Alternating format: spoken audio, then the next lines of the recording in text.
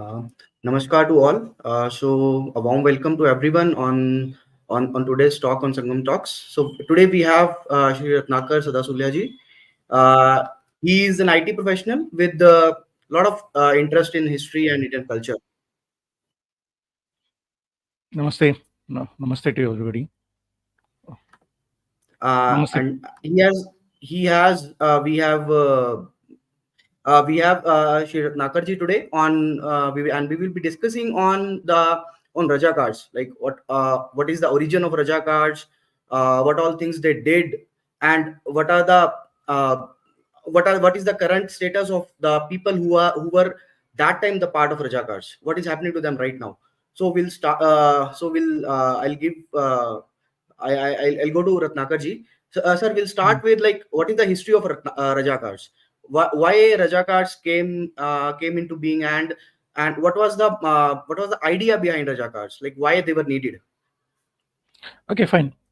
Yeah, thank you, everyone. Thank you, and namaskar to everybody who's listening to this show. So, basically, if you take a look at the Razakars, why they actually come out, you need to actually look at the part of the Nizam rule. So, Hyderabad was under the rule of the Nizam. If you know a bit of history, it was under the rule of Yes, the yes, yes. Nizam, and it was Muslim dominated. Though the majority of the population in Hyderabad state was Hindu. Muslims used to dominate in the administration, military services. And there was widespread discrimination against Hindu subjects, though they were the majority. And also, the Nizam, in collaboration with the Jamindars, who are called as Doras in Telangana, they used to suppress these farmers and the poor peasants and farmers. There were a lot of atrocities in it. There were heavy taxes. Their lands were grabbed, and there was heavy taxation on them. So in response to all these atrocities, there are sort of a series of revolts broken up, mainly by the communists against both the Nizam and his collaborators. So the first person to actually start this revolt was a lady called Chakali Ellamma. She belonged to a very backward community. She had around 4 acres of land, which was grabbed forcibly with the local jamindar. So she fought back against the Jamindar, refusing to part with her land. And in support of her, all the other communist parties, which was then slowly growing, they started revolting. And so the revolt started spreading to village after village against the Nizam and the Razakars. Against the Nizam and the government of the Nizam, as well as his Jamindars who were there.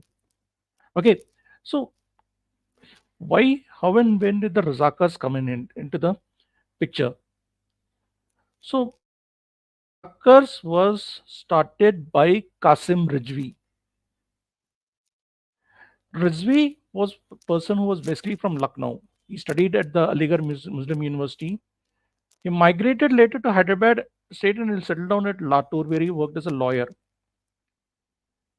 Now, around this time, there already was a party called as a Majlis, which was a party that was predominantly based on Islamic ideology, which called for implementation of a Sharia state. And that party was headed by Bahadur Jung, who was an advisor to the Nizam. He headed that Majlis party. Yeah, Now, yeah. in 1944, Bahadur Jung passed away, and this Majlis party fell into disarray. So, you had a lot of factions fighting for the control. So, Razvi already was well connected. Like his father-in-law was a former DSP, so was quite well connected. He had a network of contacts in the government. So he managed to gain control over this Majlis party, and that was then he started building up the Razakars. So there were two reasons for why he built up the Razakars. One was to suppress all the revolts which are breaking out against the Nizam rule by the communists on but the Arya Samajis, the different revolts which are breaking out the Nizam rule. In order to suppress them, he built up the Razakars. That was one of the reasons. And the other reason he built up the Razakars was to make Hyderabad a fully Muslim state. And he had much more larger ambitions. It was not just Hyderabad. He wanted to start with Hyderabad, expand it all over the India. He said, as he stated himself, He wanted the Asaf Jahi flag, that is the flag of the Nizams, to fly on the Red Fort. That was his ultimate ambition. Though he started from Hyderabad, his ultimate ambition was to spread Islamic rule all over India once Hyderabad was successful. So that So is like where he started. Yeah, it was kind of a subset of Gazwa-e-Hind. yeah. So it was one of the earliest examples of Gajwa-Hind. Mm, yeah. See, let me tell you, this is what he said. He said explicitly in his own words, not mine. Hyderabad is an Islamic state. Remember, there are 4 crore Muslims in the dominion looking forward to raise us to the throne. Quran in one hand, sword in another hand, march forward, cut our enemies to pieces, establish Islamic supremacy. A Hindu who is a kafir, who worships a stone and a monkey, drinks cow urine, eats gobar, is a barbarian in every sense of the word, wants to rule us. That is what he said. Wow. That is what he So said. His words, not mine. This is his own words, not mine. So his aim was to establish a completely Islamic state, first in Hyderabad, and if it was successful, then expand it all over India. Fine. So that is what he did. So he basically, like, when what do you call about the Razakars? That is like a term meaning the volunteers. Basically, the same term it would be used in 1971 also, but in the East Pakistan. Like you had the local collaborators or the local Bangladeshi collaborators with the Pakistan army. They are also called as the Razakars. So he actually began to build up these Razakars, and there were many officers of the Nizam army who actually joined with him, and and he had at one stage had almost had around 22. I mean, at a very rough figure, he almost had around 1 lakh volunteers working under him. Fine. So he explained, and he also stated one thing: we are grandsons of Muhammad Ghaznavi, sons of Babar. When determined, we shall fly the Asaf Jahi flag on the Red Fort. Again, his statement, not mine. So basically, as per official estimates, around 14-13 villages were raided. So uh, property worth uh, 103 million was looted, and there were around 900 persons killed. This is official. Unofficially, it would be even more. So definitely it will be basically, more, yes. so basically, they were actively assisted by the government officials, the Nizam police, the army, and they used to snatch away the earrings, the mangal sutras, the nose rings of the women, and they used to share that loot amongst them, and they had became a complete law unto themselves in sort of parallel government, and they were supported actively by the government. They didn't just support them; they actually took part in the in their crimes. There was this incident in a village called Palli, which is located in Warangal district. 92 Hindus, they were bound and lined up, and they had a contest to see how many one could kill with a single bullet. They put them in a line, so they started putting a shooting contest, saying like, let's see how many you can kill with one single bullet. Okay, Okay. and the deputy collector of Bhavangiri, his name was some Iqbal Qasim, his name was Iqbal Hasim. He shot through 8 people at a stretch. Okay, so here again, this actually was again very a more humane form of killing. At one place called the village called Kodakandla, which was located in Medak district, they hung 5 Brahmins upside down from a tree and roasted them alive.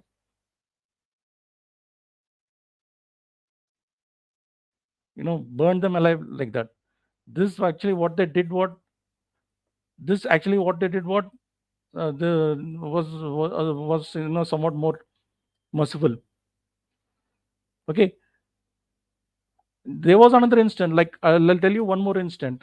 Telangana, there's a very famous festival called as Batukamma.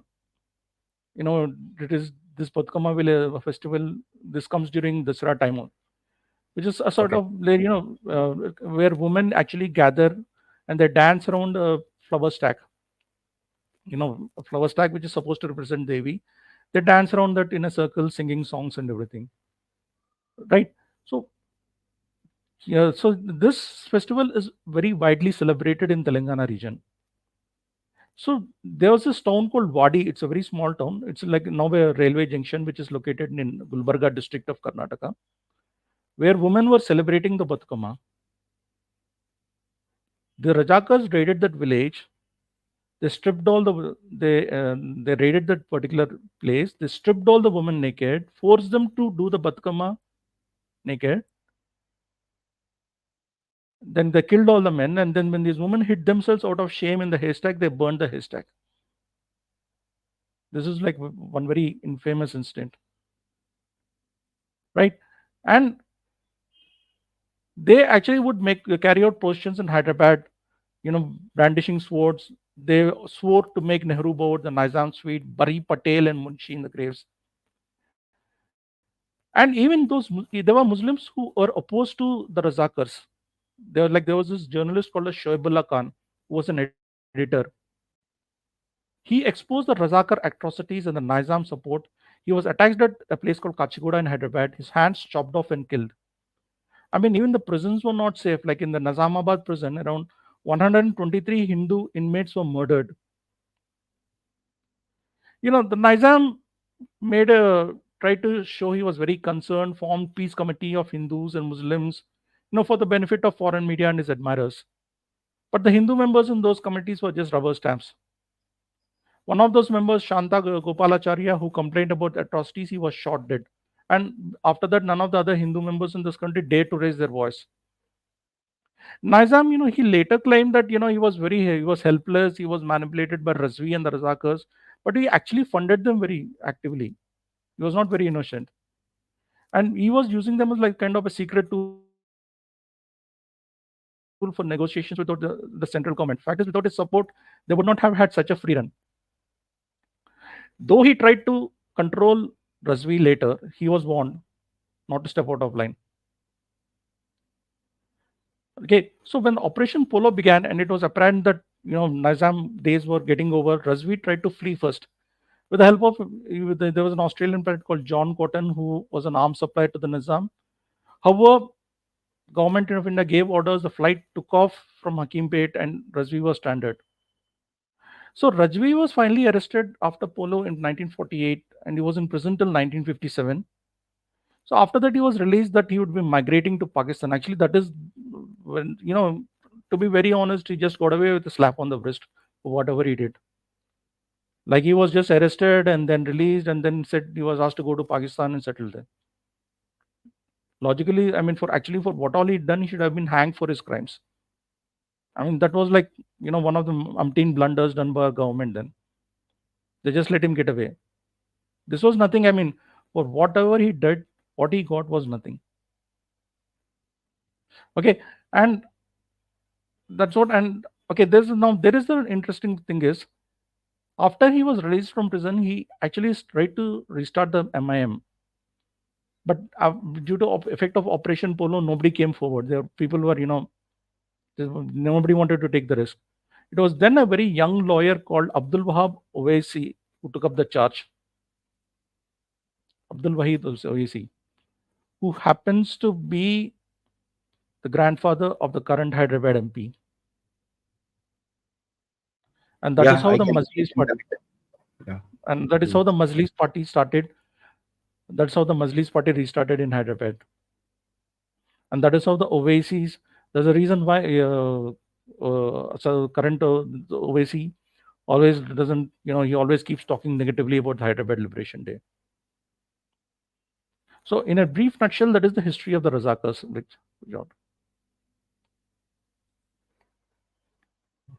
Okay. Yeah. So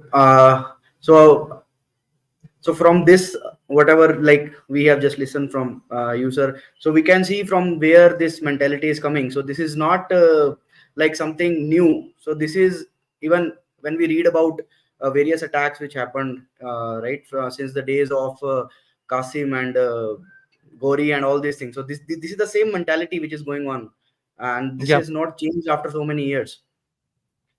Mm. Right.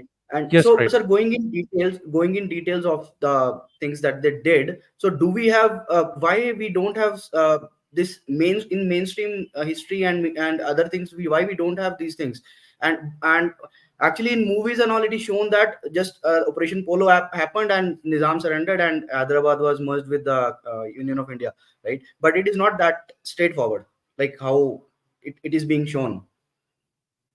See, I'll tell you what happened. There were two things in India. See, there were two media. One is the English, one was the English media, and one was the vernacular media. Okay, the English media and the vernacular media, which is the Telugu media. Now, the Telugu media actively documented the atrocities of the Razakars and the Nizam. There are many writers in Telugu, very famous writers in Telugu, who actively documented the Razakars. They wrote poems against the Nizam.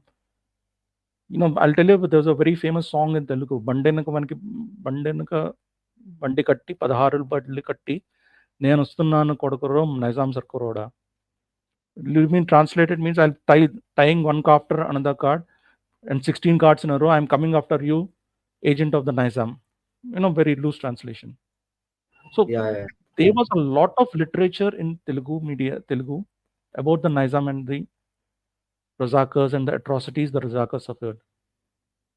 You must have seen this recent movie. We had the recent movie RRR. Yeah, I think you yeah, must be knowing the recent movie RRR. yeah. Everyone should have seen that. Yeah, Yeah. One of the writers, lyricist in that, Sudala Shokateja, his father was one of those. His father was a famous poet. His father, Sudala okay. Shokateja, his father was a famous poet who wrote actively against the Razakars. I mean, and that I'll tell you 1 second. I'm just checking. Yeah, his father's name. Yeah, so, his father's name was Sudala Hanumantu. He was a very famous writer.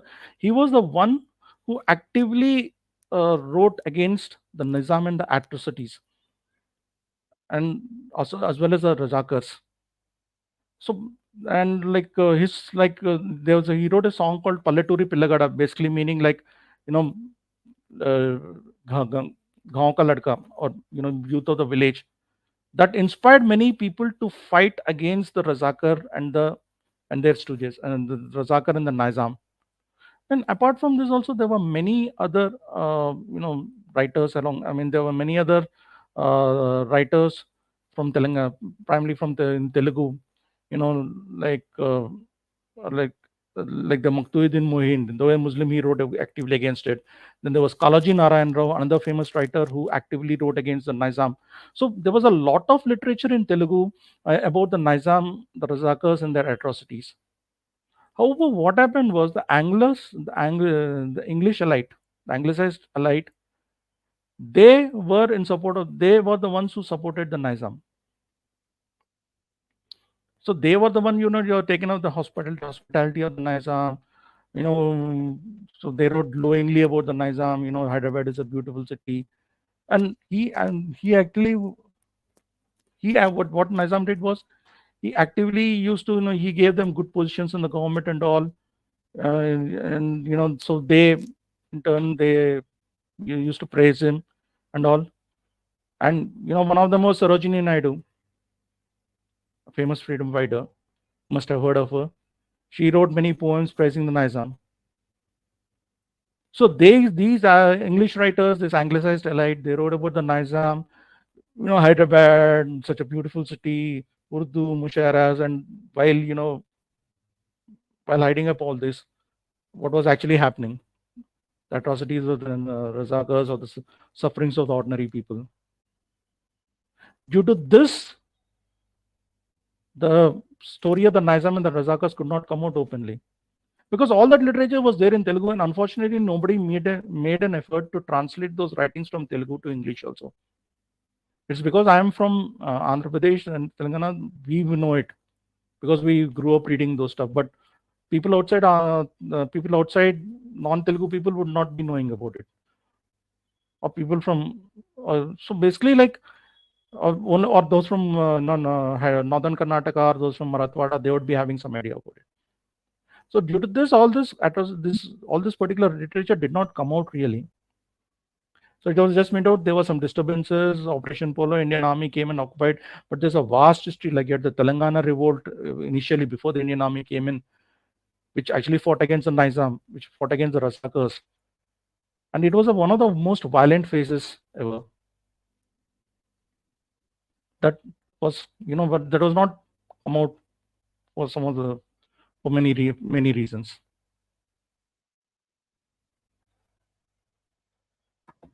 Yeah, this is like a lot of things which like I mean, I and many of the audiences might have been hearing from for the very first time. I mean, I'm from northern part of India, so these are like new things for me. I was even not even aware of what is Razakar. Like sir, you said, right, that people who are outside Andhra, I mean, combined Andhra 10 years back, so they don't know much about Rajakars and all, right? So, sir, and so I'll go next to like we have this thing that after independence there was a lot of genocide happened for uh, some Brahmins of Maharashtra region, right? So, Mm. any way these Rajakars were linked to that genocide, or like, or there are some people who are linked on both the places, and how it went? I think the genocide of Brahmins in Maharashtra, I think that was primarily after Mahatma Gandhi's assassination, if I'm not wrong. After Mahatma Gandhi was assassinated, there was attacks on the Chitpavan Brahmins and all. Yes, yes. So I'm not sure if that was linked to this one. Of course, if you go into Marathwada region of Maharashtra, that is Aurangabad, Latur, that was part of Hyderabad state. There were a lot of Rajakar atrocities. I mean, like if you take Hyderabad state, there are three regions. One is Telangana, one is Marathwada, which is Aurangabad, Latur, and the surrounding regions, and one is northern Karnataka, Gulbarga, Wadi. So these three regions were the ones which suffered the brunt of uh, Rajakar atrocities. But I'm not sure. I don't think there's much connection between the Brahman atrocity, the Chitpavan Brahman attacks that was happened post Mahatma Gandhi association.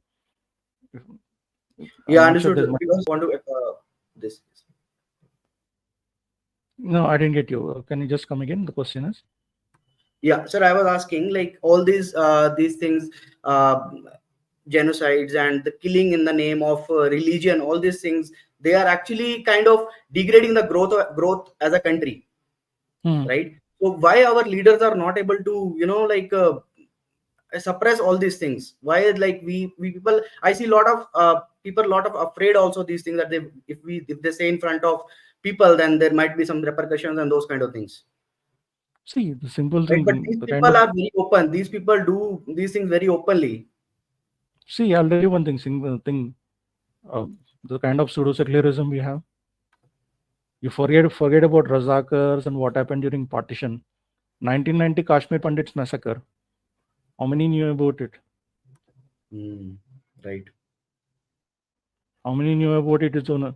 Okay, I because I was actively associated. I mean, I was doing you're reading all the RSS magazines and all that. I had some idea about it.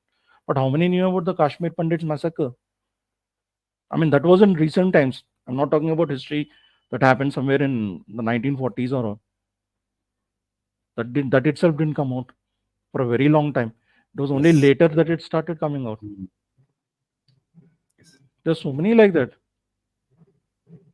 1971, everybody makes it that the Bangladesh, in eastern Pakistan, Pakistan army killed Hindus and Muslims. But if you look at all the massacres there, they explicitly targeted Hindus.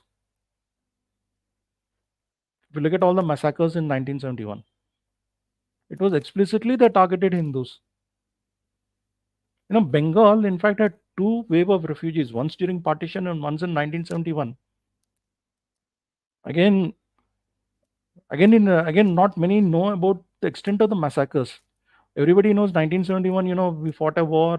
Pakistan, Bangladesh was formed, and this thing. But they were before that there were some terrible massacres of Hindus happening there. Again, in very recent times, those details have been coming out, and unfortunately, there are people trying to deny that, saying that both Hindus and Muslims suffered. No, that is very, very, very wrong.